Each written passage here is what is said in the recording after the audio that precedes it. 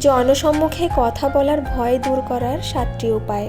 Number 1, বক্তব্য দিতে গেলে কী কথা তা আগে থেকে গুছিয়ে রাখুন এবং বক্তব্যে নিজের অভিজ্ঞতা যুক্ত করার চেষ্টা করুন, তাতে শ্রোতারা ভালোভাবে গ্রহণ করবে। নাম্বার 2, শ্রোতার আকর্ষণ ধরে রাখতে বক্তব্য সংক্ষেপে রাখুন। পরিস্থিতি ও বিষয় অনুযায়ী 2 মিনিটেরও কম সময়ে চমৎকার বক্তব্য রাখা সম্ভব।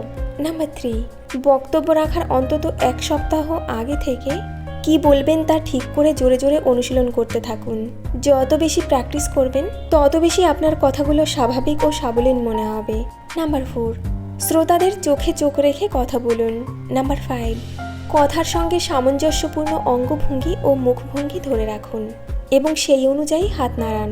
নাম্বার 6, কথা বলার ধরন এমন রাখুন যেন আপনার অনুভূতি তার মধ্যে দিয়ে প্রকাশ পায়।